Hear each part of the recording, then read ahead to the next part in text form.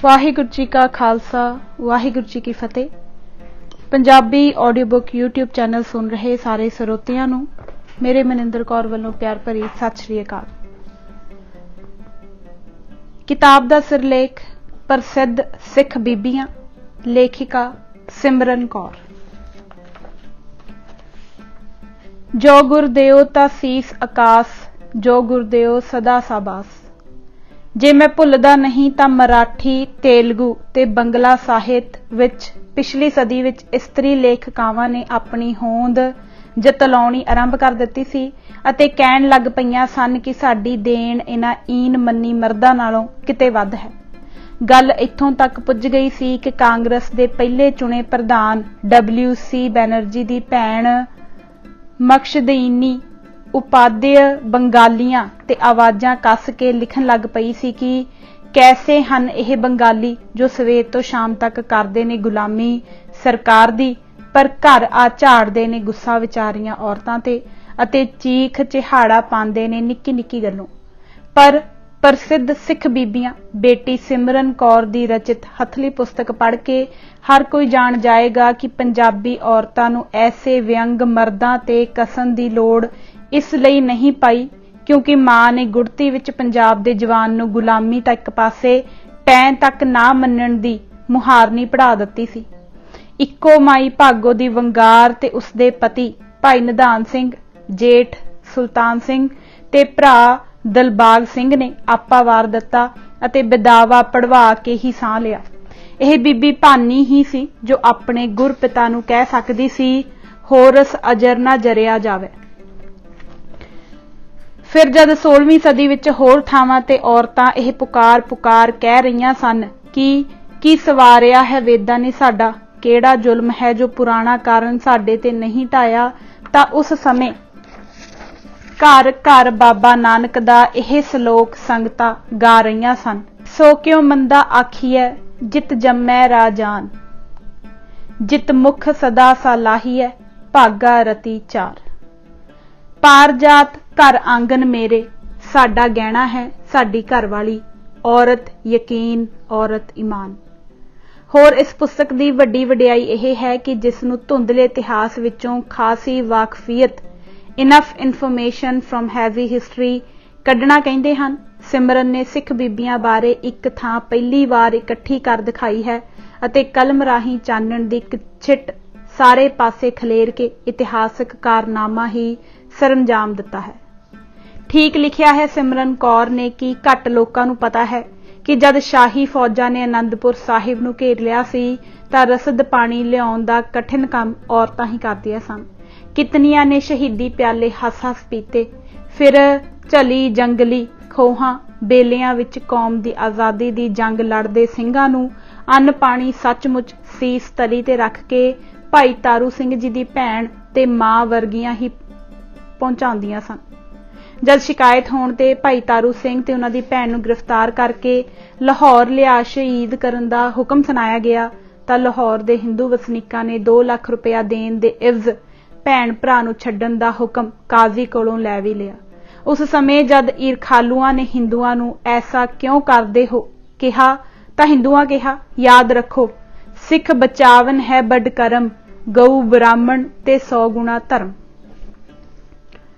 सरदार जस्सा सिंह आलूवालिया दी मां दा उस समय संगतां विच छोटे जिहे बालक नाल कीर्तन करना हैरानी नाल पढ़िया जाएगा। इस विच बहुत कुछ उन्हां बीबियां बारे है जिन्हां बारे असीं बहुत घट जाणदे हां। मैनूं यह भी प्रसन्नता है कि छेती ही गुरु मेहर सदका मेरी उम्मीद बर आई है। जद मैं प्रतख हद दी पुस्तक बेटी सुंदरी सिमरन ते हरकीरत नूं इस आस नाल भेट कीती कि उन्हां नूं बीबी भानी दी असीस लगे तां मैं सोच भी नहीं सा सकदा कि मेरी बेटी इतना मान पाएगी। डॉक्टर गंडा सिंह मैमोरीअल आलमी लेख मुकाबले विच जद सिमरन कौर दे लेख नूं 1100 रुपए दा दूजा इनाम दिता गया तां मेरे मूंहों यह तुक निकली, जो गुरदेव तसीस आकाश, जो गुरदेव सदा साबास।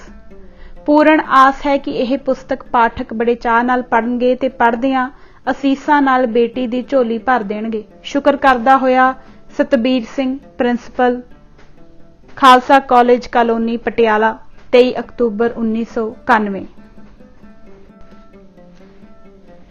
तेरे भरोसे मैं लाड लडाया। इतिहास विच पढ़िया सी इस्त्री बहादुर है, शास्त्रां विच पढ़िया सी कि इस्त्री शक्ति, अखां नाल देखिया इस्त्री ममतामयी, महसूस किया इस्त्री अपने आप नूं हर घाड़त विच ढालण वाली है। फिर भी आस पास यह कैसी आवाज है जो इस्त्री नूं निंददी ही जा रही है। अज नहीं सगों जुगां जुगांतरां तो इस नूं नीवा दिखाया गया है। भावें पूजा इसदी ही हुंदी होवे, कोई गल जरूर है, कोई थुड़ जरूर है। मेरी हैरानी इस गल्लों वधी कि चाहे गुरु नानक देव जी ने इस्त्री नूं अत उच्चा दर्जा दिता, पर फिर भी इस्त्री दी हालत निगरदी क्यों गई। गुरु गोबिंद सिंह जी दे मिलदे 52 हुक्मनामिਆਂ विच कई ऐसे हैं जिन्हां विच इस्त्री नूं उच्चा उठाउण वास्ते आदेश लिखे मिलदे हैं, जिवें 15वें हुक्म विच लिखिया है, पर इस्त्री मां भैण धी भैण कर जाननी, विलास लई पर इस्त्री दा संग नहीं करना, पर त्रिय राखै ना हेत आनंद। 16वें विच लिखिया है, इस्त्री दा मूँह नहीं फटकारना, पुत्री दा धन बिख जानना। गल की चाहे पुत्री, पत्नी, मां, भैण इस्त्री नूं हर पक्ष तो मान दिता, पर फिर भी सिख औरत दी सिख इतिहास विच देण दा वख जिक्र नहीं मिलदा। जे अपनी नित दी अरदास विच भी यह तां असीं कह मन्निया कि ਸਿੰਘਾਂ नाल ਸਿੰਘਣੀਆਂ ने शहीदी पाई, पर स्पष्ट नहीं दसिया। जे स्पष्ट हुंदा तां अज बीबी भानी ते नवेकली पुस्तक हुंदी, बीबी खीवी दा नां हर मूँह ते हुंदा, बेबे नानकी दे किरदार दी छाप हर वीर ते हुंदी। पता नहीं ऐसा क्यों नहीं हो सकिया। सो मैं मन बनाया कि सिख इतिहास विच औरत दा स्थान, करतव ते देण उचेचे तौर ते लिखी जाए। जिवें मैनूं मेरे पापा ने उंगली पकड़ के चलना सिखाया सी, इसे तरह कलम दे के लिखण दी भी जाच दसी। सो अपनी आदत मुताबक आखण लगे, इतिहास तुहाडे सामने पिया है। जे असल रूप औरत दा देखना चाहुंदे हो तां पहिलां साडे गुरु घरां विच औरत दा कितना आदर सी पढ़ो, फिर सिख इतिहास नूं पढ़ो, क्योंकि अगला कदम तां ही चुक सकोगे जे पिछला मजबूत है। देखो तुहाडीआं मावां भैणां ने कितना पीड़ा ते मजबूत रोल कीता है ਅਤੇ ਅੱਜ ਤੁਸੀਂ किस स्थान ते हो। इतिहास ਦੀ विद्यार्थन होण दे नाते इसे उलझण विच पई सारा सिख इतिहास बड़े ध्यान नाल पढ़िया। पापा इतिहास नूं ही लिखण लई प्रेरदे कहंदे हन, किस्से कहानियां रोज़ लिखे जांदे हन, इतिहास सच्चाई है, सो कलम सच वल चलाओ, आपे रोशनी हो जावेगी, हर सवाल दा हल लभेगा। पर मैं सिख इतिहास पढ़दियां वेख हैरान रह गई कि सिख इतिहास विच हर काम विच पहल करन वाली औरत है। जे पहला ददार दौलतां दाई ने पाया तां पहली सिख बेबे नानकी ही सी। पहली विचारवान जे माता विराई सी तां गुरु बोला नूं इतिहास दा रूप देण वाली रूप कौर सी।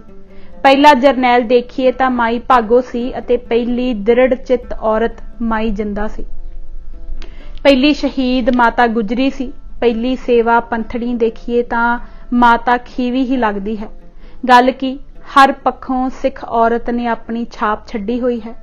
सिख इतिहास पढ़न तो बाद यह नहीं कोई कह सकदा कि औरत नीवी, माड़ी, अबला जां कदरहीन है। शायद उन्हां दे करतव दा ही सदका अज सिख औरत गौरव नाल सिर उच्चा कर सकदी है। किथे कोई पाबंदी नहीं, किथे कोई पर्दा नहीं, किथे कोई बनावट नहीं, किथे कोई दिखावा नहीं, उसदी कोई हद नहीं, पर फिर भी अपनी एक हद विच रह किन्ना स्वाद माणदी है। उसदी खुशबू अज भी सानू सिख इतिहास खोलदियां आ जांदी है। सारे सिख इतिहास नूं पढ़ के मैं यही महसूस किया, औरत उत्तम है, केवल उत्तम। सो एक स्कैच तैयार हो गया सी। हुण उस विच रंग भरन दी लोड़ सी। जद सिख औरत नूं अलग अलग रंग विच लिखिया तां उस विचों एक अनोखा रंग निकल आया। हर रिश्ता जो औरत नाल बज्जिया है उसनूं किस तरह नाल निभाया, उस रिश्ते नूं तोड़ नहीं दिता, सगों पक्किया कीता। चाहे वह मां, भैण, पत्नी, दादी, भूआ, मासी कुछ भी सी, उस अपने रिश्ते नूं कायम रखिया। गुरु घर विच हर रिश्ता औरत दा सानू मिल जांदा है, जिवें मां माता तृप्ता, भैण बेबे नानकी, धी बीबी भानी, दादी गुजरी जी, भूआ विराई, पत्नी खीवी, ਨੂੰਹ ਬੀਬੀ ਅਮਰੋ ਤੇ ਹੋਰ ਸਭ ਦੁਨਿਆਵੀ ਰਿਸ਼ਤੇ ਹਨ। ਉਹਨਾਂ ਦੇ ਆਚਰਣ ਤੇ ਚੱਲ ਆਪਣਾ ਜੀਵਨ ਸਫਲ ਕਰ ਸਕਦੇ ਹਾਂ। ਹਰ ਰੰਗ ਔਰਤ ਦਾ ਸਿੱਖ ਘਰ ਵਿੱਚ ਮਿਲਦਾ ਹੈ। ਮੈਂ ਇਸ ਰੰਗਾ ਭਰੀ ਤਸਵੀਰ ਨੂੰ ਸਿੰਘ ਬ੍ਰਦਰਜ਼ ਨੂੰ ਫਰੇਮ ਕਰਨ ਲਈ ਆਖਿਆ। ਉਹਨਾਂ ਇਸ ਪੇਸ਼ਕਸ਼ ਨੂੰ ਸਵੀਕਾਰ ਕਰ ਲਿਆ ਤੇ ਪ੍ਰਸਿੱਧ ਸਿੱਖ ਬੀਬੀਆਂ ਕਿਤਾਬ ਨਾਂ ਹੇਠ ਪੁਸਤਕ ਤੁਹਾਡੇ ਹੱਥਾਂ ਵਿੱਚ ਹੈ। ਅੱਜ ਮੈਨੂੰ ਖੁਸ਼ੀ ਹੈ ਕਿ ਜਦ ਇਹ ਪੁਸਤਕ ਛਪ ਕੇ ਤਿਆਰ ਹੋ ਗਈ ਤਾਂ ਮੈਂ ਆਪਣੇ ਪਾਪਾ, ਜਿਨ੍ਹਾਂ ਕੋਲੋਂ ਮੈਂ ਆਪਣੀ ਪਹਿਲੀ ਪੁਸਤਕ ਵਿੱਚ ਆਪਣੇ ਪਹਿਲੇ ਸਵਾਲ ਦਾ ਹੱਲ ਪਾਇਆ, ਨੂੰ ਇਹ ਪੁਸਤਕ ਭੇਟ ਕੀਤੀ ਹੈ। ਕੁਝ ਹੋਰ ਪੁਸਤਕਾਂ ਦੇ ਮਸੌਦੇ ਤਿਆਰ ਹਨ ਜਿਨ੍ਹਾਂ ਨੂੰ ਪੁਸਤਕ ਦਾ ਰੂਪ ਦੇਣ ਦਾ ਮਨ ਬਣਾਇਆ ਹੈ। ਉਹਨਾਂ ਵਿੱਚ ਇੱਕ ਹੈ ਗੁਰੂ ਸੰਤਾਨ, ਦੂਜੇ ਪਾਪਾ ਦੀਆਂ ਰੇਡੀਓ ਦੁਆਰਾ ਪ੍ਰਸਾਰਿਤ ਅਤੇ ਹੋਰ ਤਕਰੀਰਾਂ ਨੂੰ ਵੀ ਮੈਂ ਸੰਪਾਦਿਤ ਕੀਤਾ ਹੈ। ਮੈਨੂੰ ਪੂਰੀ ਯਕੀਨ ਹੈ ਕਿ ਪਾਠਕ ਇਸ ਪੁਸਤਕ ਨੂੰ ਬੇਹੱਦ ਪਸੰਦ ਕਰਨਗੇ, ਮੇਰਾ ਉਤਸ਼ਾਹ ਹੋਰ ਵਧਾਉਣਗੇ ਤਾਂ ਕਿ ਮੈਂ ਸਾਰੇ ਸਿੱਖ ਇਤਿਹਾਸ ਨੂੰ ਬਾਰੀਕੀ ਨਾਲ ਪੜ੍ਹ ਫਿਰ ਲਿਖ ਪਾਠਕਾਂ ਤੱਕ ਪਹੁੰਚਾ ਸਕਾਂ। ਮੈਨੂੰ ਉਸ ਵਾਹਿਗੁਰੂ ਤੇ ਯਕੀਨ ਹੈ ਜਿਸ ਰਾਹ ਪਾਇਆ ਉਹ ਆਪ ਰਾਹ ਦਿਖਾਏਗਾ, ਕਿਉਂਕਿ ਮੌਕੋ ਤੋਂ ਭਰੋਸੇ ਕੇਵਲ ਗੁਰੂ ਗ੍ਰੰਥ ਮਹਾਰਾਜ ਪੇ। ਸਿਮਰਨ ਕੌਰ। ਸਿੱਖ ਇਤਿਹਾਸ ਵਿੱਚ ਔਰਤ ਦਾ ਸਥਾਨ ਅਤੇ ਕਰਤੱਵ। ਅਰਦਾਸ ਵਿੱਚ ਜਦ ਸਾਰੇ ਖੜੇ ਹੋ ਕੇ ਜਿਨ੍ਹਾਂ ਸਿੰਘਾਂ ਸਿੰਘਣੀਆਂ ਨੇ ਧਰਮ ਹੇਤ ਸੀਸ ਦਿੱਤੇ ਆਖਦੇ ਹਾਂ ਤਾਂ ਇੱਕ ਗੱਲ ਉਦੋਂ ਹੀ ਸਪਸ਼ਟ ਹੋ ਜਾਂਦੀ ਹੈ ਕਿ ਸਿੱਖ ਘਰ ਵਿੱਚ ਔਰਤ ਦਾ ਸਥਾਨ ਸਾਵਾਂ ਤੇ ਕਿਸੇ ਹੱਦ ਤੱਕ ਨਿਵੇਕਲਾ ਹੈ। ਇਹ ਗੱਲ ਚੇਤੇ ਰੱਖਣ ਵਾਲੀ ਹੈ ਕਿ ਗੁਰੂ ਨਾਨਕ ਸਾਹਿਬ ਨੇ ਜਿੱਥੇ ਸਮਾਜਿਕ, ਭਾਈਚਾਰਕ ਅਤੇ ਆਰਥਿਕ ਵਿਤਕਰਿਆਂ ਵਿਰੁੱਧ ਪਹਿਲੀ ਵਾਰ ਉਚਾਰ ਸੁਚੇਤ ਕੀਤਾ, ਉੱਥੇ ਇਹ ਆਵਾਜ਼ ਵੀ ਪਹਿਲੀ ਵਾਰ ਉਠਾਈ ਕਿ ਔਰਤ ਨਾ ਨਿੰਦਨੀ ਹੈ ਨਾ ਹੀ ਪੂਜ, ਸਗੋਂ ਪ੍ਰਭੂ ਦੇ ਰਾਹ ਟੁਰਨ ਅਤੇ ਪਾਉਣ ਲਈ ਉਸਦੇ ਗੁਣ ਧਾਰਨੇ ਹਰ ਢੁੰਡਾਓ ਲਈ ਜ਼ਰੂਰੀ ਹਨ। ਹਿੰਦੁਸਤਾਨੀ ਸੁਭਾਅ ਵਿੱਚ ਸਖਾ, ਸਖੀ, ਸਿੱਖ ਦੇ ਤ੍ਰਿਗੜੇ ਨੂੰ ਮਹੱਤਤਾ ਦਿੱਤੀ ਜਾਂਦੀ ਸੀ। ਸਖਾ ਭਗਤੀ ਬਹੁਤ ਦੇਰ ਚੱਲਦੀ ਰਹੀ। ਸੁਦਾਮੇ ਦੀ ਉਦਾਹਰਣ, ਉਦੋਂ ਦੀ ਮਿਸਾਲ ਜਾਂ ਅਰਜਨ ਤੇ ਕ੍ਰਿਸ਼ਨ ਦੀ ਦੋਸਤੀ ਸਭ ਪ੍ਰਚਾਰਦੇ ਹਨ। ਇੱਕ ਵਾਰੀ ਕ੍ਰਿਸ਼ਨ ਜੀ ਨੇ ਤਾਂ ਇੱਛਾ ਹੀ ਇਹ ਪ੍ਰਗਟਾਈ ਸੀ ਕਿ ਮੇਰੀ ਤੇ ਅਰਜਨ ਦੀ ਦੋਸਤੀ ਨਿਭ ਜਾਵੇ। ਸਖਾ ਭਗਤੀ ਬਾਅਦ ਜੇ ਹੋਰ ਕਿਸੇ ਦਾ ਹਿੰਦੁਸਤਾਨ ਵਿੱਚ ਜ਼ੋਰ ਰਿਹਾ ਤਾਂ ਸਖੀ ਤੇ ਹੈ। ਇਸੇ ਸਖੀ ਭਗਤੀ ਨੇ ਰਾਧਾ ਨੂੰ ਜਨਮ ਦਿੱਤਾ। ਇਸ਼ਕ ਮਿਜਾਜ਼ੀ ਨੇ ਇਸ਼ਕ ਹਕੀਕੀ ਦੀ ਸ਼ਕਲ ਧਾਰਨ ਕੀਤੀ। ਇਸ ਸਖੀ ਭਗਤੀ ਨੇ ਹਿੰਦੁਸਤਾਨ ਵਿੱਚ ਔਰਤ ਦੇ ਪੱਧਰ ਨੂੰ ਇੰਨਾ ਨੀਵਾਂ ਕਰ ਦਿੱਤਾ ਕਿ ਉਹ ਪਹਿਲਾਂ ਮੰਦਰਾਂ ਦਾ ਸ਼ਿੰਗਾਰ ਦੇਵਦਾਸੀ ਦੇ ਰੂਪ ਵਿੱਚ ਬਣੀ, ਫਿਰ ਦੇਵੀ ਦੇ ਰੂਪ ਵਿੱਚ ਪ੍ਰਗਟ ਹੋਈ। ਆਤਮਿਕ ਉਚਾਈਆਂ ਨਾ ਛੂਹੇ ਜਾਣ ਦਾ ਕਾਰਨ ਇਹ ਕੋਝੀ ਸਖੀ ਭਗਤੀ ਪ੍ਰਥਾ ਸੀ। ਤੀਸਰਾ ਭਗਤੀ ਦਾ ਰੂਪ ਸਿੱਖ ਚੇਲਾ ਸੀ। ਸਿੱਖ ਭਗਤੀ ਵੀ ਐਸੀ ਨਿਵਾਣ ਵੱਲ ਗਈ ਕਿ ਵਿਅਕਤੀ ਦੀ ਆਪਣੀ ਹੋਂਦ ਮੂਲੋਂ ਹੀ ਮੁੱਕ ਗਈ। ਇੱਥੇ ਮੈਂ ਕਹਿ ਦੇਣਾ ਚਾਹੁੰਦੀ ਹਾਂ ਕਿ ਪਹਿਲੀ ਗਲਤੀ ਸਾਡੇ ਆਪਣੇ ਧਰਮ ਵਿੱਚ ਇਹ ਹੋਈ ਕਿ ਸਿੱਖ ਦੇ ਅਰਥ ਕਿਸੇ ਨੇ ਸ਼ਿਸ਼ ਨਾਲ ਜੋੜ ਦਿੱਤੇ, ਪਰ ਗੁਰੂ ਸਾਹਿਬਾਨ ਨੇ ਸਿੱਖ ਦੇ ਸ਼ਬਦ ਦੇ ਅਰਥ ਢੁੰਡਾਓ ਕਰਕੇ ਕੀਤੇ ਹਨ। ਅਰਥਾਂ ਦੇ ਅਨਰਥ ਕਰਨ ਵਾਲਿਆਂ ਨੂੰ ਗੁਰੂ ਜੀ ਨੇ ਰੋਕ ਪਾਉਂਦੇ ਸਮਝਾਇਆ, ਮੈਂ ਬਦੀ ਸੱਚ ਧਰਮਸਾਲ ਹੈ, ਗੁਰਸਿੱਖਾ ਲਹਿਦਾ ਭਾਲ ਕੇ। ਭਾਵ ਇਹ ਹੈ ਕਿ ਜਿਹੜੇ ਸ਼ਰਧਾਵਾਨ ਢੁੰਡਾਓ ਹੁੰਦੇ ਹਨ ਉਹ ਵਿਅਕਤੀ ਦੇ ਪਿੱਛੇ ਨਾ ਲੱਗ ਉਸ ਟਿਕਾਣੇ ਦੀ ਭਾਲ ਕਰਦੇ ਹਨ ਜਿੱਥੇ ਸੱਚ ਦ੍ਰਿੜ ਹੁੰਦਾ ਹੈ। ਇਹ ਹੀ ਕਾਰਨ ਲੱਗਦਾ ਹੈ ਕਿ ਸਿੱਖ ਸਖਾ ਤੇ ਸਖੀ ਦੀਆਂ ਨਿਵਾਣਾ ਵੱਲ ਜਾਣ ਤੋਂ ਬਚਾਉਣ ਲਈ ਗੁਰੂ ਪਾਤਸ਼ਾਹ ਨੇ ਇੱਕ ਨਵਾਂ ਰਾਹ ਦਰਸਾਇਆ, ਜਿਸ ਵਿੱਚ ਇਹ ਕਿਹਾ ਕਿ ਇਸ ਜਗ ਮੈਂ ਪੁਰਖ ਏਕ ਹੈ, ਹੋਰ ਸਗਲੀ ਨਾਰ ਸਬਾਈ। ਭਾਵੇਂ ਕੋਈ ਮਰਦ ਹੈ ਜਾਂ ਔਰਤ, ਉਸਨੂੰ ਆਤਮਿਕ ਉਚਾਈ ਪਰਮਪਦ ਪਾਵਨ ਲਈ ਉਹ ਗੁਣ ਧਾਰਨੇ ਪੈਣਗੇ ਜੋ ਔਰਤ ਵਿੱਚ ਸੁਭਾਵਕ ਹੀ ਵਾਹਿਗੁਰੂ ਨੇ ਪਾਏ ਹਨ। ਉਹਨਾਂ ਗੁਣਾਂ ਦੀ ਗਿਣਤੀ ਲੰਮੇਰੀ ਹੈ, ਉਸ ਦਾ ਅੰਦਾਜ਼ਾ ਲਗਾਉਣਾ ਕੋਈ ਸਹਿਲਾ ਨਹੀਂ, ਪਰ ਫਿਰ ਵੀ ਜਦ ਔਰਤ ਨੂੰ 32 ਸੁਲੱਖਣੀ ਕਹਿ ਬਾਣੀ ਵਿੱਚ ਸਤਕਾਰਿਆ ਗਿਆ ਹੈ ਤਾਂ ਇੱਕ ਨਜ਼ਰ ਮਾਰ ਲੈਣੀ ਕੋਈ ਕੁਥਾ ਨਹੀਂ ਹੋਵੇਗੀ। ਮਹਾਨ ਕੋਸ਼ ਵਿੱਚ ਇਸਤਰੀ ਬਾਰੇ 32 ਗੁਣ ਇਸ ਪ੍ਰਕਾਰ ਅੰਕਿਤ ਹਨ।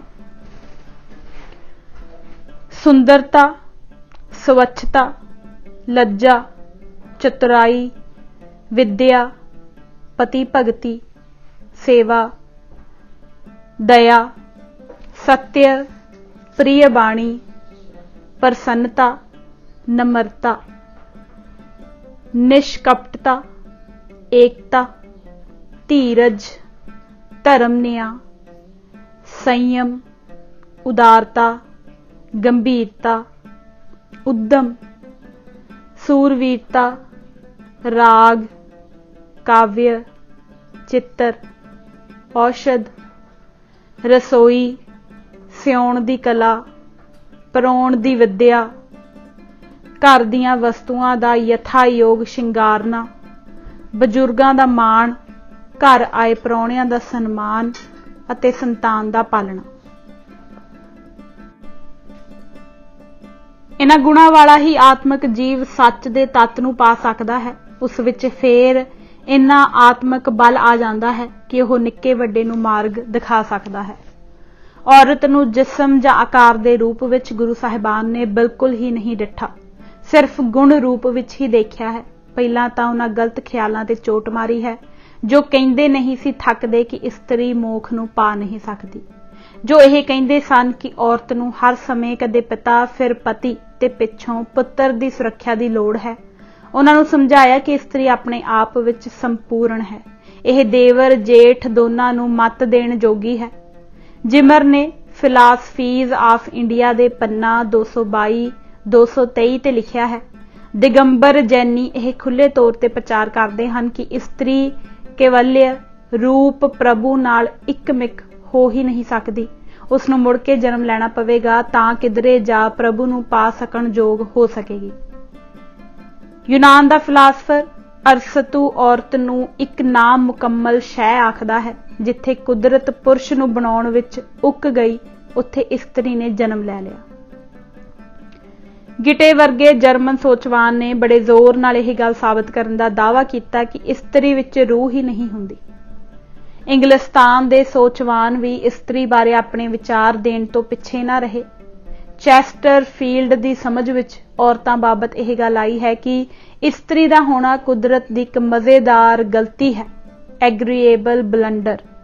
ਕੁਝ ਕੁ ਦਾ ਮਤ ਹੈ ਕਿ ਇਸਤਰੀ ਆਦਿ ਅਧੂਰੀ ਹੈ। ਇਸਲਾਮ ਵਿੱਚ 2 ਔਰਤਾਂ ਦੀ ਗਵਾਹੀ ਇੱਕ ਤੁੱਲ ਹੈ। ਔਰਤ ਦਾ ਵਿਕਾਸ ਹੋ ਹੀ ਨਹੀਂ ਸਕਿਆ। ਬੁੱਧ ਧਰਮ ਵਿੱਚ ਨਾਰੀ ਭਿਕਸ਼ੂ ਨਰ ਭਿਕਸ਼ੂ ਨਾਲੋਂ ਉਚੇਰੀ ਸਮਝੀ ਜਾਂਦੀ ਹੈ। ਇੱਥੋਂ ਤੱਕ ਲਿਖਿਆ ਹੈ ਕਿ ਜੇ ਔਰਤ ਨਦੀ ਵਿੱਚ ਗੋਤੇ ਖਾ ਰਹੀ ਹੈ ਤਾਂ ਨਰ ਭਿਕਸ਼ੂ ਉਸ ਨੂੰ ਬਚਾਉਣ ਦਾ ਹੀਲਾ ਤੱਕ ਨਾ ਕਰੇ, ਭਾਵੇਂ ਗੋਤੇ ਖਾਂਦੀ ਉਸ ਦੀ ਮੌਤ ਹੀ ਕਿਉਂ ਨਾ ਹੋ ਜਾਵੇ। ਰਾਮਾਨੁਜ ਸ਼ੰਕਰ ਦੇਵ ਇਸਤਰੀ ਨੂੰ ਵੈਸ਼ਨਵ ਧਰਮ ਵਿੱਚ ਦਾਖਲ ਹੀ ਨਹੀਂ ਸਨ ਕਰਦੇ। ਹੋਰ ਕੀ ਕਹਿੰਦੇ ਹੋ, ਔਰਤ ਦੁਨੀਆ ਭਰ ਦੀ ਭੱਦੀ ਸ਼ੈ ਹੈ। ਉਸ ਦੀ ਤੱਕਣੀ ਰਿਸ਼ੀ ਤੱਕ ਦਾ ਦਿਲ ਮਚਲਾ ਦਿੰਦੀ ਹੈ, ਇਬਾਦਤ ਨਸ਼ਟ ਕਰ ਦਿੰਦੀ ਹੈ। ਈਸਾਈਆਂ ਵਿੱਚ ਤਾਂ ਹੁਣ ਤੱਕ ਪਾਦਰੀ ਨਹੀਂ ਹੋ ਸਕਦੀ। ਗੁਰੂ ਨਾਨਕ ਦੇਵ ਜੀ ਨੇ ਐਸਿਆਂ ਨੂੰ ਕਿਹਾ, ਭਲੇ ਲੋਕੋ, ਇਹ ਤਾਂ ਦੱਸੋ ਕਿ ਤੁਸੀਂ ਰਾਜੇ ਨੂੰ ਤਾਂ ਨਹੀਂ ਕਲੰਕੀ ਪਰ ਰਾਜੇ ਦੀ ਜਨਨੀ ਨੂੰ ਕਲੰਕਣੀ। ਇਹ ਦੋਹਰਾ ਮਾਪ ਤੁਹਾਡੀ ਮਲੀਨ ਸੋਚਣੀ ਕਰਕੇ ਬਣਿਆ ਹੈ। ਸੋ ਕਿਉ ਮੰਦਾ ਆਖੀਐ ਜਿਤ ਜੰਮੈ ਰਾਜਾਨ। ਗੁਰੂ ਗ੍ਰੰਥ ਸਾਹਿਬ ਪੜ੍ਹਨ ਵਾਲਾ ਕਦੀ ਉਹਨਾਂ ਸੰਬੋਧਨਾਂ ਨੂੰ ਪੜ੍ਹੇ ਜੋ ਗੁਰੂ ਸਾਹਿਬਾਨ ਨੇ ਔਰਤ ਨੂੰ ਉਚਿਆਣ ਵਾਸਤੇ ਕਹੇ ਤਾਂ ਸਿੱਖ ਘਰ ਵਿੱਚ ਪਦਵੀ ਦਾ ਪਤਾ ਲੱਗ ਜਾਵੇਗਾ। ਭਗਤ ਨਾਮਦੇਵ ਦਾ ਆਪਣੀ ਪਤਨੀ ਨੂੰ ਘਰ ਗਹੀਨ ਕਹਿਣਾ, ਗੁਰੂ ਨਾਨਕ ਸਾਹਿਬ ਦਾ ਪਾਰ ਜਾਤ ਘਰ ਆਂਗਨ ਮੇਰੇ ਬੁਲਾਉਣਾ, ਬਲਵੰਡ ਜੀ ਦਾ ਰਾਮਕਲੀ ਦੀ ਵਾਰ ਵਿੱਚ ਮਾਤਾ ਖੀਵੀ ਨੂੰ ਨੇਕ ਜਨ ਆਖਣਾ ਇਸ ਪਾਸੇ ਦੀਆਂ ਖਾਸ ਉਦਾਹਰਨਾਂ ਹਨ। ਜਿਸ ਵੇਲੇ ਔਰਤ ਆਪਣੇ ਦਰਜੇ ਤੋਂ ਹੇਠਾਂ ਡਿੱਗਦੀ ਹੈ ਤਾਂ ਉਸ ਵੇਲੇ ਦੇ ਕੀਤੇ ਸੰਬੋਧਨ ਵੀ ਦੱਸਦੇ ਹਨ ਕਿ ਗੁਰੂ ਮਹਾਰਾਜ ਇਸ ਨੂੰ ਉੱਚੇ ਦਰਜੇ ਤੋਂ ਡਿੱਗਾ ਦੇਖ ਕਿਤਨੇ ਪਰੇਸ਼ਾਨ ਹੁੰਦੇ ਹਨ। ਕੁਚੱਜੀ, ਗਰਭ ਗਹੇਲੜੀ, ਮੂਈਏ, ਹਰਣਾਖੀਏ ਤੇ ਦੁਹਾਗਣ ਇਸ ਪਾਸੇ ਦੇ ਕੁਝ ਕੁ ਸੰਕੇਤ ਹਨ। ਇੱਕ ਥਾਂ ਤਾਂ ਕਹਿੰਦੇ ਹਨ ਕਿ ਮੇਰੇ ਕੋਲੋਂ ਇਹ ਬਰਦਾਸ਼ਤ ਨਹੀਂ ਹੁੰਦਾ ਕਿ ਕੋਈ ਨਾਰ ਕੁਨਾਰ ਬਣੇ, ਔਰਤ ਹੋ ਕੇ ਅਣ ਔਰਤਾਂ ਅਨਵੂਮਨ ਲਾਈਕ ਵਾਲੇ ਕੰਮ ਕਰੇ। ਪਦਵੀ ਮਿੱਥਣ ਵੇਲੇ ਇੱਕ ਗੱਲ ਦਾ ਹੋਰ ਚੇਤਾ ਰੱਖਣਾ ਪਵੇਗਾ ਕਿ ਸਾਰੇ ਸਮਾਜਿਕ ਰਿਸ਼ਤਿਆਂ ਦਾ ਸਰੋਤ ਗੁਰੂ ਨਾਨਕ ਸਾਹਿਬ ਔਰਤ ਨੂੰ ਹੀ ਮੰਨਦੇ ਹਨ। ਬੜੇ ਧਿਆਨ ਨਾਲ ਆਸਾ ਦੀ ਵਾਰ ਦੀ ਉਹ ਪੌੜੀ ਪੜ੍ਹਨ ਵਾਲੀ ਹੈ ਜਿਸ ਵਿੱਚ ਫਰਮਾਉਂਦੇ ਹਨ ਕਿ ਔਰਤ ਭਾਂਡੇ ਤੋਂ ਉਪਜਿਆ ਮਰਦ, ਇਸ ਭਾਂਡੇ ਵਿੱਚ ਹੀ ਨਿੰਮਿਆ। ਮਰਦ ਨਾਲ ਇਸੇ ਦੀ ਮੰਗਣੀ ਹੋਈ ਤੇ ਫਿਰ ਵਿਆਹ ਹੋਇਆ। ਸਮਾਜ ਵਿੱਚ ਵਿਚਰਨ ਦਾ ਵੱਲ ਇਸੇ ਨੇ ਸਿਖਾਇਆ ਤੇ ਨਵੀਂ ਪੀੜ੍ਹੀ ਨੇ ਇਸ ਤੋਂ ਹੀ ਸਿੱਖਿਆ ਲਈ। ਔਰਤ ਕਰਕੇ ਹੀ ਤਾਂ ਮਰਦ ਸੰਜਮ ਧਾਰੀ ਡਿਸਿਪਲਿਨਡ ਹੁੰਦਾ ਹੈ। ਕਿਉਂ ਨਿੰਦਦੇ ਹੋ ਉਸ ਨੂੰ ਜਿਸ ਤੋਂ ਉਹ ਰਾਜਾ ਪੈਦਾ ਹੋਇਆ, जिस नूं तुसीं नहीं कलंकी कहिंदे हो। भंड जम्मीए भंड निम्मीए, भंड मंगण विआह, भंड होवै दोस्ती, भंडो चलै राह, भंड मूआ भंड भालीए, भंड होवै बंधान, सो क्यों मंदा आखिए जित जम्मै राजान। शायद इसे ਲਈ ਉਹ जद औरत ਨੂੰ अणऔरत, कुचज्जी, कुनार ਜਾਂ ਦੁਹਾਗਣੀ कर्म ਕਰਦੇ ਹੋਏ ਦੇਖਦੇ ਹਨ ਤਾਂ ਬੜੇ ਹੀ ਚਿੰਤਾਤੁਰ ਹੋ ਜਾਂਦੇ ਹਨ। ਉਸ ਵੇਲੇ ਉਸ ਨੂੰ ਔਰਤ ਨਹੀਂ ਕਹਿੰਦੇ, ਰੰਨ ਕਹਿੰਦੇ ਹਨ, ਕਿਉਂਕਿ ਔਰਤ ਤਾਂ ਉਹ ਹੈ ਜਿਸ ਵਿੱਚ ਚੱਜ ਹੈ, ਆਚਾਰ ਹੈ, ਸੋਚ ਹੈ, ਆਤਮਕ ਹੁਲਾਰਾ ਦੇਣ ਦੀ ਸ਼ਕਤੀ ਹੈ, ਸੂਖਮ ਹੈ, ਪਕੜ ਨਹੀਂ, ਪਦਾਰਥਾਂ ਦਾ ਧਿਆਨ ਨਹੀਂ, ਪਦਾਰਥਵਾਦੀ ਨਹੀਂ, ਜੋ ਨਿਰੋਲ ਪਦਾਰਥਾਂ ਵੱਲ ਦੇਖਣ ਲੱਗ ਪਵੇ ਜਾਂ ਸਿਰਫ ਬੌਧਿਕ ਪੱਧਰ ਤੇ ਹੀ ਰਹਿ ਜਾਵੇ ਤਾਂ ਉਸ ਦੇ ਨੇੜੇ ਰਹਿਣ ਵਾਲਾ ਪੁਰਖ ਸਿਆਦ ਬਣ ਜਾਵੇਗਾ। ਨਿਰਾ ਸਿਆਦ ਬੁੱਚੜ ਨਹੀਂ, ਸਗੋਂ ਜਿਨ੍ਹਾਂ ਸਹਾਰੇ ਸਮਾਜ ਖੜਾ ਹੋਇਆ ਹੈ ਉਹ ਸਾਰਾ ਢਾਂਚਾ ਹੀ ਖੇਰੂ ਖੇਰੂ ਹੋ ਜਾਵੇਗਾ। ਸੀਲ, ਸੁੱਚ, ਸੰਜਮ ਤੇ ਸੱਚ ਸਾਰੇ ਹੀ ਗ੍ਰਹਿ ਵਿੱਚੋਂ ਨਿਕਲ ਜਾਣਗੇ ਅਤੇ ਜ਼ਿੰਦਗੀ ਜਿਉਣ ਜੋਗੀ ਨਹੀਂ ਰਵੇਗੀ। ਰੰਨਾ ਹੋਈਆਂ ਬੋਧੀਆਂ, ਪੁਰਸ ਹੋਏ ਸਯਾਦ, ਸੀਲ ਸੰਜਮ ਸੱਚ ਭੰਨੀ, ਖਾਣਾ ਖਾਜ ਆਰਾਜ। ਸ਼ਰਮ ਗਿਆ ਘਰ ਆਪਣੇ, ਪਤ ਉੱਠ ਚੱਲੀ ਨਾਲ। ਔਰਤ ਨੂੰ ਗੁਰੂ ਪਾਤਸ਼ਾਹਾਂ ਨੇ ਜਿਸ ਵੇਲੇ ਮਾਂ, ਭੈਣ, ਪਤਨੀ, ਧੀ ਦੇ ਰਿਸ਼ਤਿਆਂ ਵਿੱਚ ਵੇਖਿਆ ਹੈ ਤਦ ਵੀ ਇਸ ਨੂੰ ਕਿਸੇ ਤੇ ਨਿਰਭਰ ਹੋ ਕੇ ਨਹੀਂ ਸਗੋਂ ਆਪਣਾ ਨਿਵੇਕਲਾ ਸਟੇਟਸ ਦਰਸਾਇਆ ਹੈ। ਗੁਰਬਿਲਾਸ ਪਾਤਸ਼ਾਹੀ 6ਵੀਂ ਵਿੱਚ ਸਾਖੀ ਹੈ ਕਿ ਜਦ ਬਾਬਾ ਗੁਰਦਿੱਤਾ ਜੀ ਦਾ ਜਨਮ ਹੋਇਆ ਤਾਂ ਮਾਤਾ ਗੰਗਾ ਨੇ ਅਸੀਸ ਦਿੰਦੇ ਗੁਰੂ ਹਰਗੋਬਿੰਦ ਜੀ ਨੂੰ ਕਿਹਾ ਜੋੜੀ ਰਲੇ, ਤਾਂ ਉਸ ਵੇਲੇ ਮੀਰੀ ਪੀਰੀ ਦੇ ਮਾਲਕ ਨੇ ਕਿਹਾ ਮਾਂ ਬੇਟੇ ਤਾਂ 5 ਹੋਣਗੇ ਪਰ ਅਸੀਸ ਦੇਣੀ ਤਾਂ ਇਹ ਦਿਓ ਕਿ ਸੀਲ ਖਾਨ ਕੰਨਿਆ ਇੱਕ ਹੋਵੇ, ਨਹੀਂ ਤੋਂ ਮਾਂ ਗ੍ਰਹਿਸਤ ਵਿਗੋਵੇ। ਇੱਥੋਂ ਇਹ ਪ੍ਰਤੀਤ ਹੋਇਆ ਕਿ ਧੀ ਲੜਕੀ ਦਾ ਰੋਲ ਸਾਡੇ ਘਰ ਕੀ ਹੈ। ਜਿਸ ਘਰ ਬੱਚੀ ਨਹੀਂ ਉੱਥੇ ਨਾ ਕਲਚਰ ਹੈ ਨਾ ਸੱਭਿਅਤਾ, ਸੁਹਜ ਸਵਾਦ ਤਾਂ ਹੋ ਹੀ ਨਹੀਂ ਸਕਦਾ। ਖਊ ਖਊ ਕਰਦਾ ਰਹੇਗਾ ਸਮੁੱਚਾ ਘਰ, ਨਜ਼ਰ ਹੀ ਗਿੱਧ ਵਾਲੀ ਹੋ ਜਾਵੇਗੀ, ਪਰ ਬੇਟੀ ਬਾਬਲ ਦੇ ਘਰ ਜੋ ਖੁੱਲ੍ਹ ਮਹਿਸੂਸ ਕਰਦੀ ਹੈ ਉਸ ਦਾ ਵੀ ਕੋਈ ਅੰਤ ਨਹੀਂ। ਬਾਬੁਲ ਕੇ ਘਰ ਬੇਟੜੀ, ਬਾਲੀ ਬਾਲੈ ਨੇ। ਗੁਰਬਾਣੀ ਵਿੱਚ ਮਤ ਮਾਤਾ ਪਿਤਾ ਸੰਤੋਖ ਕਹੇ ਜਾਣ ਦਾ ਭਾਵ ਵੀ ਇਹ ਹੀ ਸੀ ਕਿ ਸਿੱਖਿਆ ਦਾਤੀ ਕੇਵਲ ਮਾਂ ਹੀ ਹੋ ਸਕਦੀ ਹੈ।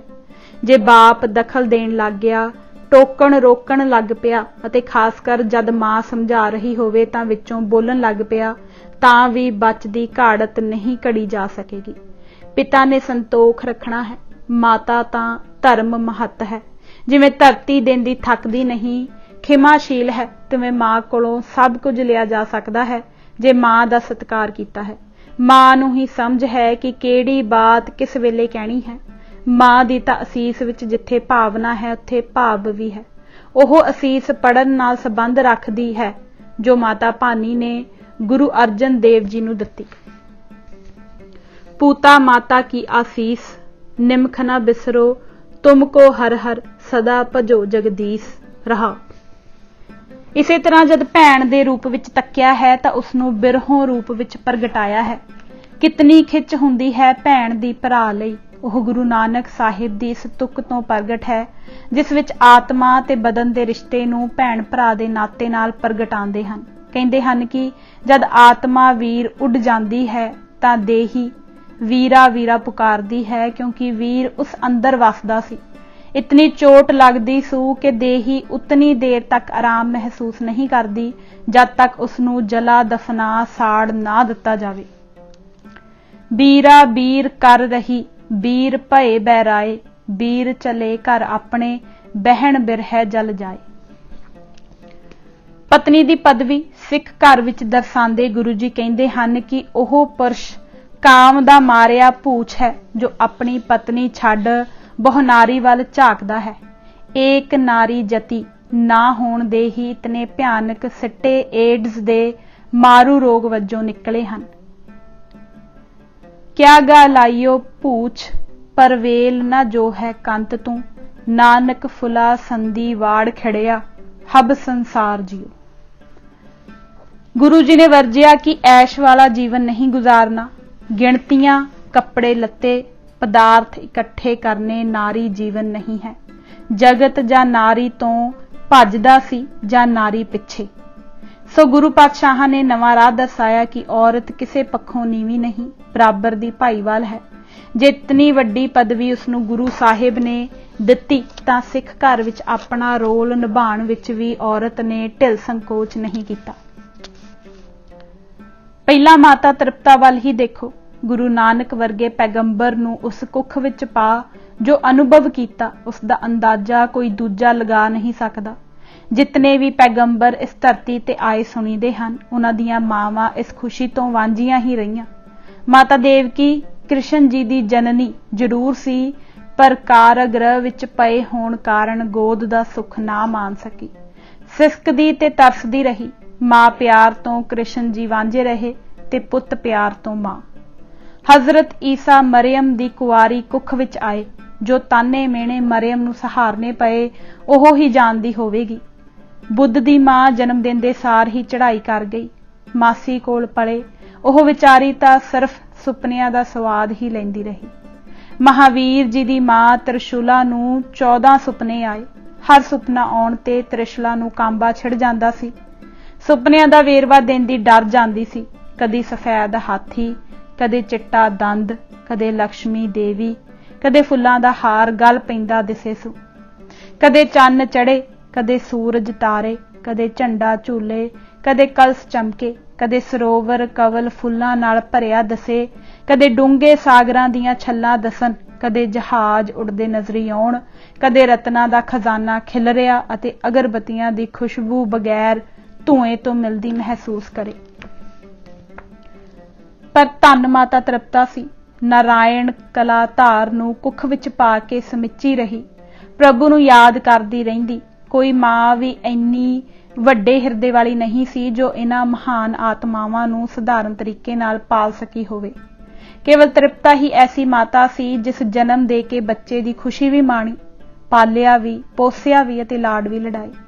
ਮਾਤਾ ਤ੍ਰਿਪਤਾ ਨੇ ਸਾਨੂੰ ਦਰਸਾ ਦਿੱਤਾ ਕਿ ਮਾਤਾ ਦਾ ਕੀ ਰੋਲ ਹੈ। ਜੇ ਘਰ ਗੁਰੂ ਨਾਨਕ ਵਰਗਾ ਬਾਲਕ ਵੀ ਜਨਮੇ। ਅੰਦਾਜ਼ੇ ਲਗਾਉਣੇ ਬੜੇ ਆਸਾਨ ਹਨ ਕਿ ਪਿਤਾ ਦੇ ਕ੍ਰੋਧ ਤੋਂ ਕਿਵੇਂ ਬੁੱਕਲ ਵਿੱਚ ਲੈ ਬਚਾਉਂਦੇ ਹੋਣਗੇ। ਜੋ ਵਾਰਤਾਲਾਪ ਮਾਂ ਪੁੱਤ ਦਾ ਅਖੀਰ ਤੇ ਹੋਇਆ, ਉਸ ਦਾ ਵਰਣਨ ਬਹੁਤ ਜ਼ਰੂਰੀ ਹੈ।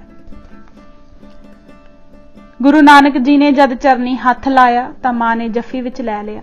ਸਭ ਪਿਆਸ ਬੁਝ ਗਈ। ਗੁਰੂ ਨਾਨਕ ਜੀ ਨੇ ਕਿਹਾ, ਮਾਂ ਜਗਤ ਸੁਪਨੇ ਨੇ ਆਈ ਹੈ, ਪਕੜ ਨਹੀਂ ਰੱਖਣੀ।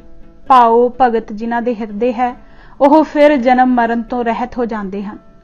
ਮਾਤਾ ਜੀ ਨੂੰ ਸਹਿਜੇ ਕਿਹਾ, ਮਾਂ ਜਦ ਗਹਿਣਾ ਖਰੀਦਣ ਜਾਓ ਤਾਂ ਸੁਨਿਆਰਾ ਸੋਨੇ ਵੱਲ ਧਿਆਨ ਨਹੀਂ ਜਾਣ ਦਿੰਦਾ, ਨਮੂਨੇ ਘਾੜਤ ਦੀ ਗੱਲ ਕਰਦਾ ਹੈ। ਪਰ ਜਦ ਵੇਚਣ ਜਾਓ ਤਾਂ ਕਹਿੰਦਾ ਹੈ ਕਿ ਨਮੂਨੇ ਦਾ ਕਾਹਦਾ ਮੁੱਲ, ਮੁੱਲ ਤਾਂ ਕੇਵਲ ਸੋਨੇ ਦਾ ਹੈ। ਸੋ ਪ੍ਰਭੂ ਦੇ ਦਰ ਕਰਨੀ ਹੀ ਪਰਖੀ ਜਾਣੀ ਹੈ। ਤੁਸਾਂ ਬੜਾ ਸਵੱਛ ਜੀਵਨ ਜੀਵਿਆ ਹੈ।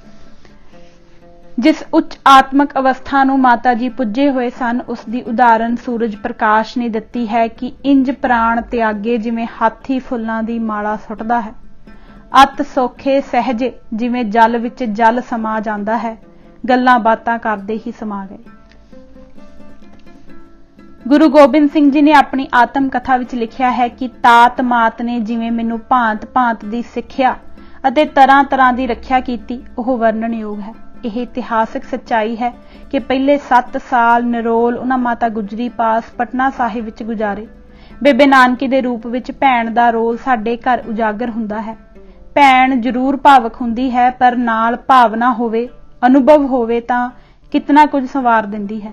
ਉਸ ਦਾ ਅਨੁਮਾਨ ਬੇਬੇ ਨਾਨਕੀ ਦੇ ਕਰਤੱਵ ਤੋਂ ਲਗਾਇਆ ਜਾ ਸਕਦਾ ਹੈ। ਬੇਬੇ ਨਾਨਕੀ ਗੁਰੂ ਨਾਨਕ ਦੇਵ ਜੀ ਨਾਲੋਂ ਉਮਰ ਵਿੱਚ 5 ਸਾਲ ਵੱਡੀ ਸੀ। ਸਭ ਤੋਂ ਪਹਿਲਾਂ ਨਾਨਕੀ ਜੀ ਨੇ ਹੀ ਗੁਰਮਤ ਨੂੰ ਜਾਣਿਆ ਤੇ ਸਿੱਖੀ ਧਾਰਨ ਕੀਤੀ।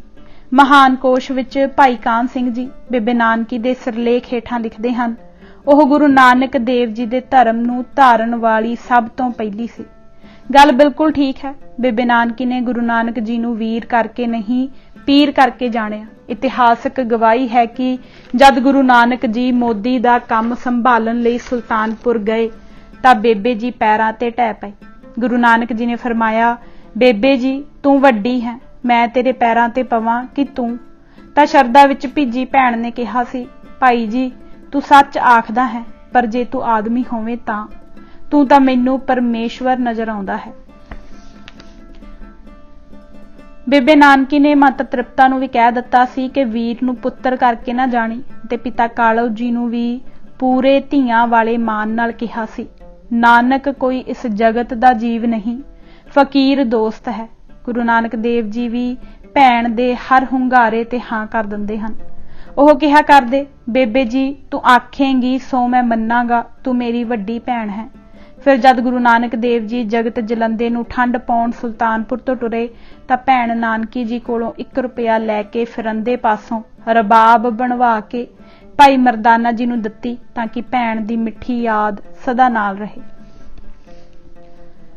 टुरन वेले गुरु नानक जी ने फरमाया सी, बेबे जी तुसी खातर जमा रखो, जित वेले तुसी याद करोगे तित वेले तुसा पास आए हाजिर हो सा।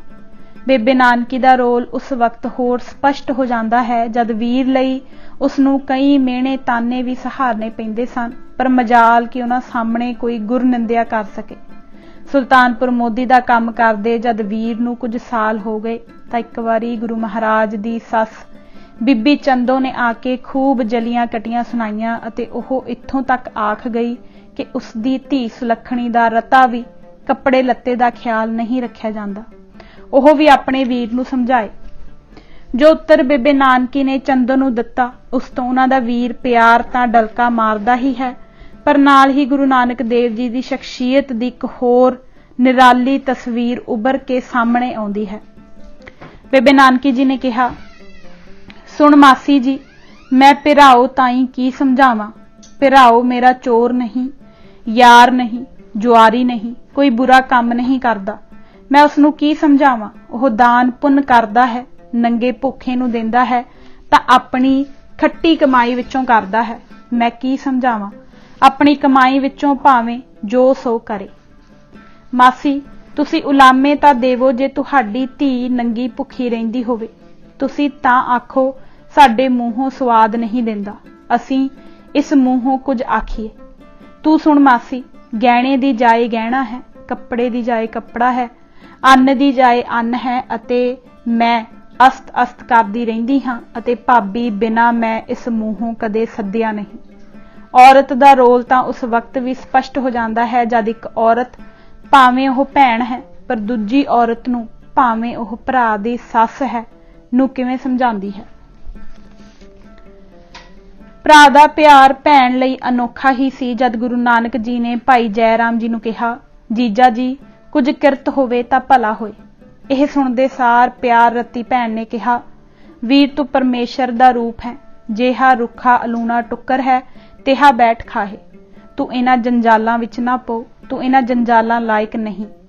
गुरु नानक जी ने मोड़ भी गल करदे कहा, बेबे जी किरत कर खाइए तां देही पवित्र होए। इस तरह भैण नूं जो समझाया भैण ने भी अगों पूरा मान रखिया। भाई जय राम ने जद नानकी नूं कहा, तू नानक दी भैण है, तेरे विच उसदा अंश है, तू धन है पर थोड़ा थोड़ा असीं भी धन हां जिन्हां दा संबंध साडे नाल होया है। नानकी दा कितना प्रभाव नेड़े होए तो पैंदा सी। सुलखणी दे रूप विच पत्नी दा करतव भी वेखण वाला है, क्योंकि गुरु नानक साहिब दे पिछे एक बहुत भारी कंध वांगू खड़े सन। पहला तलवंडी तो गुरु नानक साहिब सुल्तानपुर जान लगे तां उन्हां एक बार कहा, मैनू नाल लई जाओ, पर जद गुरु नानक ने कहा रोजगार लगेगा तां सदाई लैसां, तां रता भर ना उबासरे। सुल्तानपुर विच गुरु नानक दा हथ खुला देख कदे रोकिया टोकिया नहीं, भावें इर्द गिर्द दे लोकी कितना कुछ कहिंदे सन। जद 17 साल गुरु नानक साहिब जगत नूं तारन हित विचरदे रहे तां जिवें बेटियां नूं पालिया उन्हां दा ही करतव सी। यही ही कारण लगता है कि जब गुरु नानक देव जी ज्योति जो समान लगे तो सुलखनी जी ने कहा, आग्ञा करो कि मैं भी नाल ही सवास छड्डां। तां उस वक्त जो शब्द गुरु नानक जी ने कहे गुरबिलास पातशाही 6वीं दे अध्याय 16 विच कवि सोहन ने दर्ज किए हैं।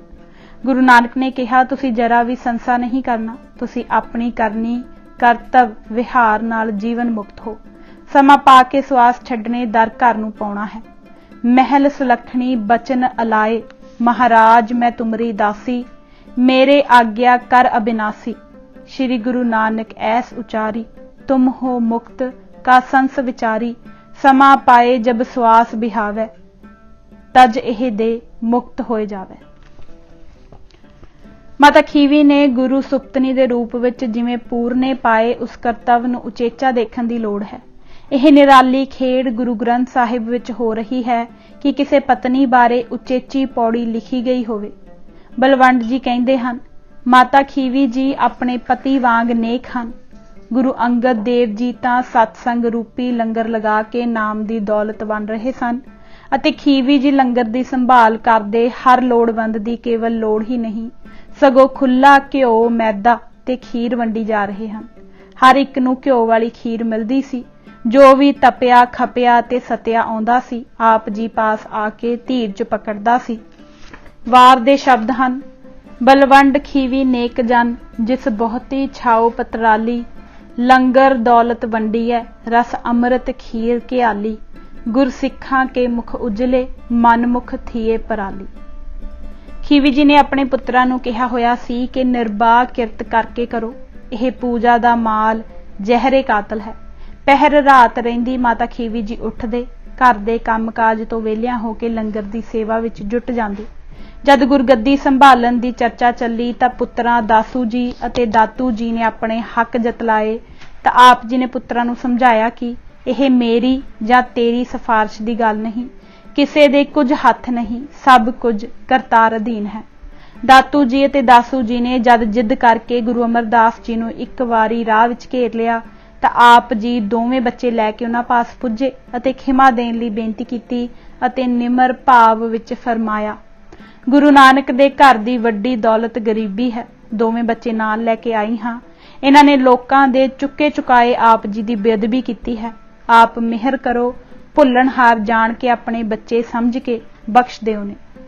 कैसी तालीम बच्चियां नूं देंदे रहे, उसदी एक होर उदाहरण माता खीवी जी दी सपुत्री बीबी अमरो है। बीबी अमरो बारे साडे इतिहास ने लिखिया है कि जिवें भगती अपना शरीर धार गुरु पिता घर जन्मी होवे।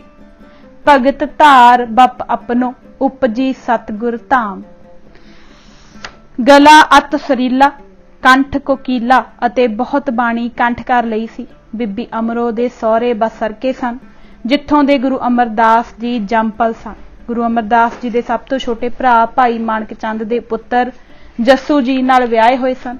अमृत वेले उठ के बीबी अमरो जी शब्द बड़े चाह नाल पढ़दे सन। शब्द बाणी नित पढ़न कर चाहो रे। इस सुर नाल पढ़दे कि रस ही छा जांदा।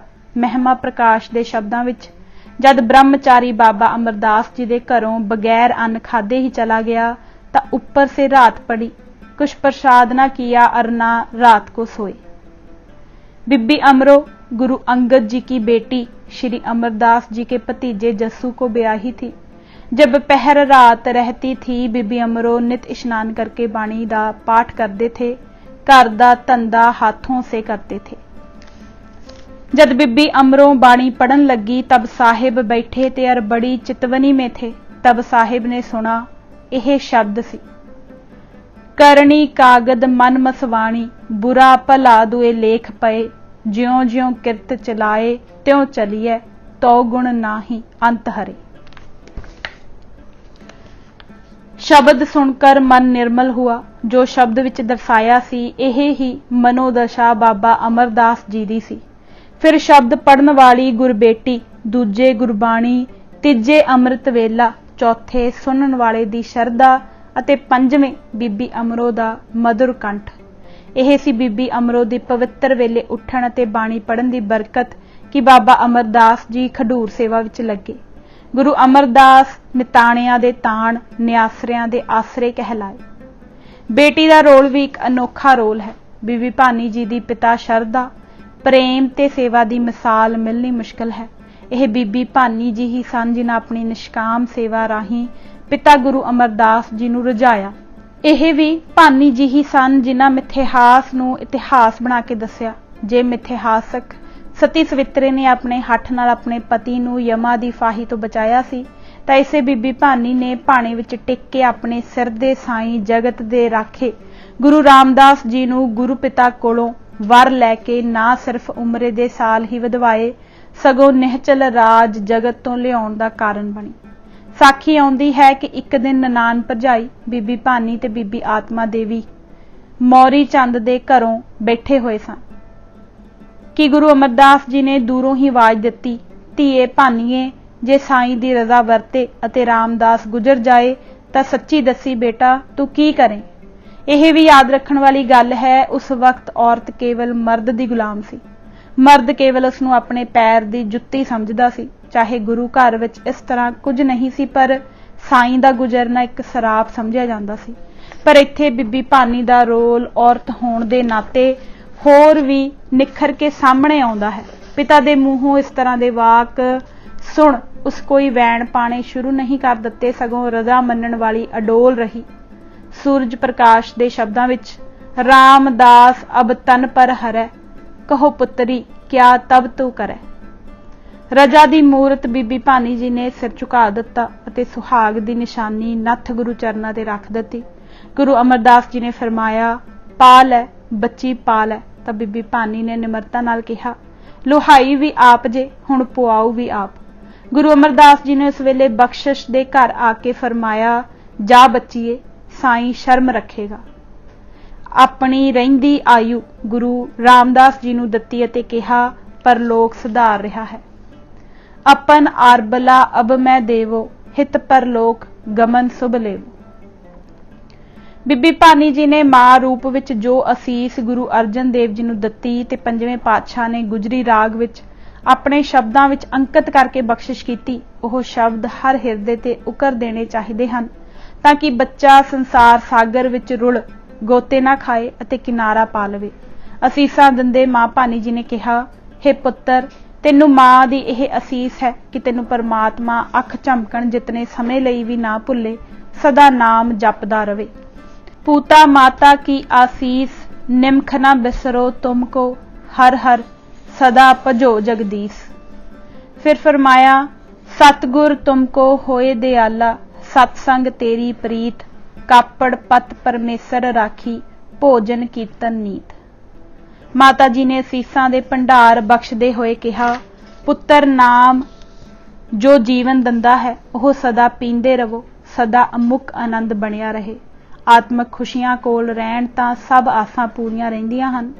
पुत्तर जद आत्मक आनंद कोल होवे, चिंता कदे भी अपना जोर नहीं पाउंदी। यह माता भानी दी आसीस है जो अज हर बच्चे नूं देण दी लोड़ है। माता गंगा जी दा रोल भी घट नहीं। उन्हां अजिहे सूरबीर नूं जन्म दिता जिसने इतिहास विच मुगलां दे खिलाफ जुल्म दे खिलाफ लोहा लिया, पीरी दे नाल मीरी दी तलवार पैनी ते चलाई।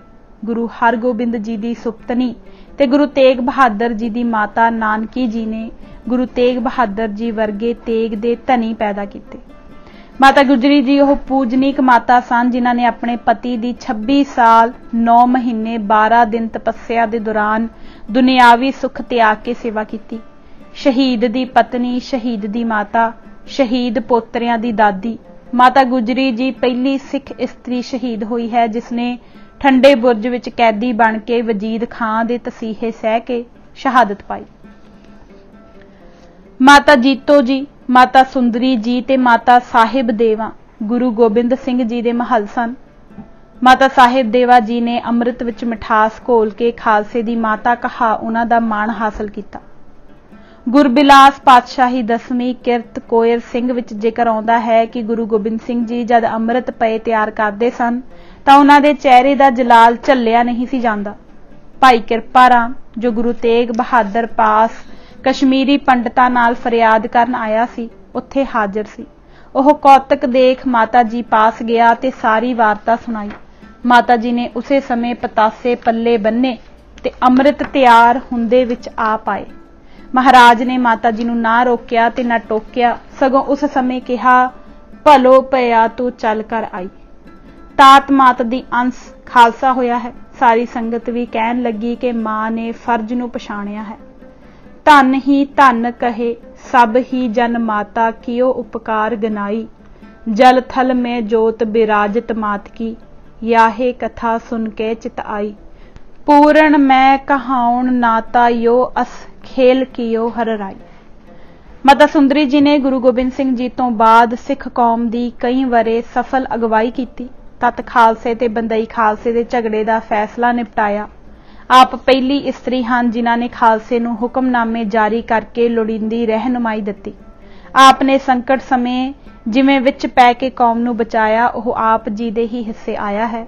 माता जी नूं जद भाई मनी सिंह जी ने लिखिया कि देश विच खालसे दा बल छुट गया है, सिख परबतां बना विच जांदे बसे है नी, मलेश की देश में दो ही है, बस्ती बालक जमा स्त्री सलामत नहीं, मुछ मुछ कर मारदे हन, गुरु दरोही भी उन्हां के संग मिल गए हन, हिंदालिए मिलकर मुखबरी करदे हैं, मुतसदी भाग गए हैं। तां उस समय कौम दे नां हुक्मनामे लिख के सारे हिंदुस्तान दे सिखां तो मदद लई। एक हुक्मनामे विच लिखिया कि हुण ना मैनू ते ना ही किसी होर थां दसवंध भेजण दी लोड़ है, सिद्धा दरबार साहिब भेजो। दिनां विच ही दरबार साहिब रौनकां हो गईयां। सिख इतिहास विच इस्त्री दा एक अनोखा रोल है। जे गुरु नानक देव जी दा पहला दीदार देखिए तां औरत दौलता दाई ने ही किता।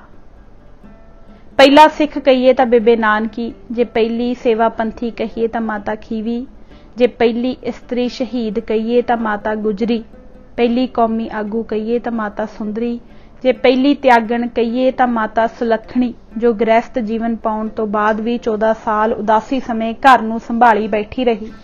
चंगी सिक्ख्या देण वाली बीबी भानी, जे जरनैल कहिए तां राणी सदा कौर। गल की सिख धर्म विच औरत ही सी जो हर पक्ष विच एक निवेकला ते पहला स्थान बन के बैठी हुई है। पहली पीड़ औरत नूं ही सहारनी पैंदी है जदों कौम ते जुल्म होवे जां साका वापरे। इतिहास नूं मोड़ा देण वाली दा नां लभीए तां ओह माई भागो है। जे माई भागो बेदावीए ਸਿੰਘਾਂ नूं वापस लैके कमांड करदी होई खिदराणे दी ढाब ते जंग ना करदी तां संभव है खालसे दा इतिहास अज नालों वखरा हुंदा।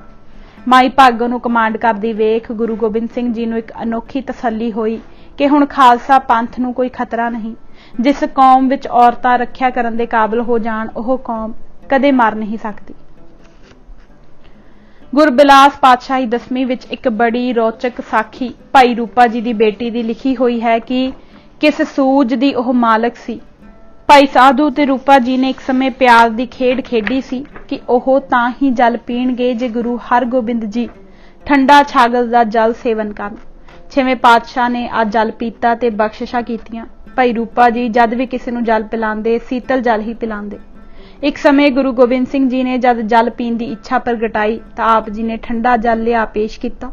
महाराज ने प्रसन्न होकर भाई रूपा जी नूं कहा कि कुछ मंगो, तां भाई जी ने कहा इतनी आग्ञा दिओ कि मैं दोस्तां संबंधियां कोलों पुछ आवां। कोयर सिंह दे शब्दां विच पहला भाई रूपा ने दोस्तां कोलों पुछया कि गुरु प्रसन्न होए हन, की मंगा? तां उन्हां कहा कि फौजां मंग तां कि तेरा दबदबा होवे। भरावां कहा कि मंगना ही है तां जमीन मंग ताकि सब आनंद माणीए। घर वाली ने कहा कि पुत्र नूं गहना मंग, पर जद बेटी नूं पुछया तां उस कहा पिता जी मंगना तां यह मंगना कि जो घर आवे राजी आवे, असी सेवा करदे रहीए ते कोई दुखी ना जावे। ताहे कहियो पिता एहो बर आछी, जो आवे सो तृप्त सुसाछी, सब ही सेवा मैं बन आवे, हम ते दुखी ना कोई जावे। सो अज असी यही किताब पन्ना नंबर 34 तक ही पढ़ांगे। इजाजत दिओ। वाहिगुरू जी का खालसा, वाहिगुरू जी की फतेह।